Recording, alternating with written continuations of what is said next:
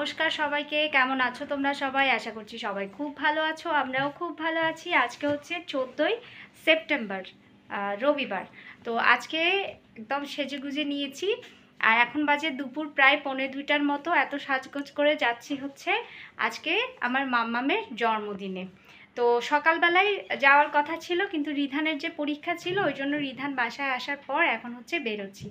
তো চলো ব্লগটাতে মানে সবাই সাথে থেকো, দেখতে থেকো, আর কেমন লাগলো সেটা অবশ্যই জানাবে। আর অবশ্যই কিন্তু আজকে আমার মাম্মাকে অনেক বেশি আশীর্বাদ করে যেও যারা আমার এই ভিডিওটা আজকে দেখবে। তো চলো তাহলে আগে বেরোই। আর এদিকে রিধানের বাবাও বেরিয়ে গেছে। তো চলো। কি খাচ্ছ যে তুমি? পানি। পানি? এদিকে আমার দিকে তাকাও, তাকাও। তো চলো, এসে আগে খাবারের টেবিলে বসে গেলাম।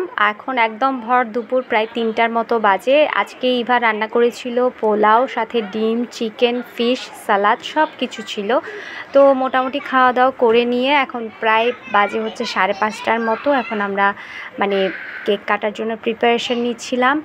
আর সেদিন তো আমার মাম্মাম খুব খুশি ছিল, যেহেতু তার বার্থডে, এবং সে এরকম বার্থডে দিনগুলোতে সে তার নিজের হোক বা অন্যের হোক সে খুব এক্সাইটেড থাকে। সো আজকেও তার ব্যতিক্রম কিছু নয়। তো তোমরা সবাই কিন্তু আমার মাম্মামের জন্য আশীর্বাদ করো যাতে ও খুব ভালো থাকে। তো চলো, কেক কাটিংয়ের সময় কি হচ্ছে না হচ্ছে সেগুলো তোমাদের সাথে শেয়ার করি। আর মোটামুটি এভাবে করেই সাজানো হয়েছিল। আরও অনেক বেলুনস ছিল, কিন্তু সেগুলো আসলে লাগানো হয়নি।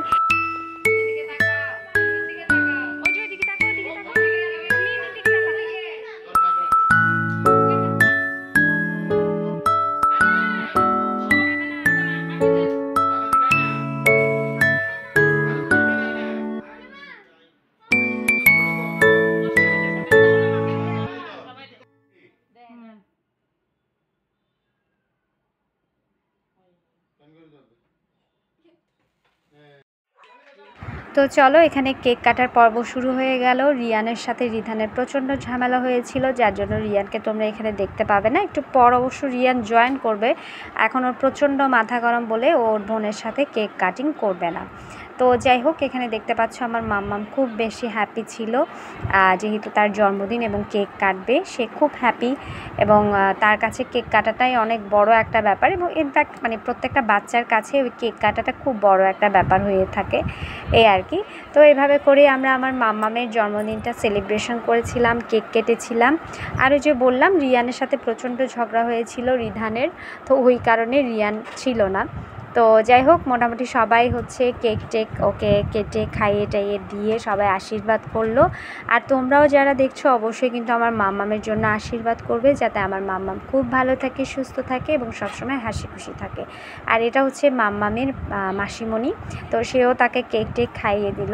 আর এখানে দেখতে পাচ্ছ রিয়ান এখন এসছে, ওর মাথা ঠান্ডা হয়েছে। এখন কেকের উপরে যে চকলেটসগুলো থাকে সেগুলো মোটামুটি তারা ভাই বোন খেয়ে নিয়েছে।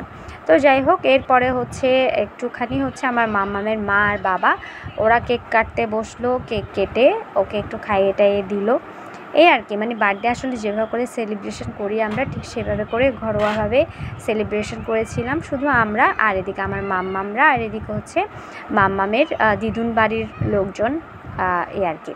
তো যাই হোক, মোটামুটি সে কেক কাটছে ঠিক, বাট ওই পাশে কী যেন ছিল, রিয়ান মনে হয় কিছু নিয়ে একটা ঝামেলা করছিল, ওই কারণে ওইদিকে তাকিয়ে একটু ওকে ধমক টমক দিল আর কি। তো যাই হোক, এরপর আমি কেক খাওয়াতে গেলাম। আর আমি কি খাওয়াবো বলো, আমি তো রিয়ানকে সামলাতেই শেষ, এই আর কি। আর এই যে মোটামুটি কেক সে খাচ্ছে। তো এভাবে করে আসলে সেদিন আমার মাম্মামের জন্মদিনটা সেলিব্রেশন করেছিলাম। তো এই ছিল মোটামুটি আমার আজকের একটা ছোট্ট ব্লগ। কেমন লাগলো অবশ্যই কিন্তু বন্ধুরা তোমরা সবাই জানাবে। আর সবাই কিন্তু অবশ্যই লাইক এবং কমেন্ট করতে একদম ভুলবে না। আর যারা নতুন দেখছো তাদেরকে রিকোয়েস্ট করব অবশ্যই কিন্তু চ্যানেলটা সাবস্ক্রাইব করে পাশে থেকো বন্ধুরা। তো চলো, দেখা হবে তোমাদের সাথে আবারও নেক্সট একটা ব্লগে। ভালো থেকো, সুস্থ থেকো সবাই, টাটা।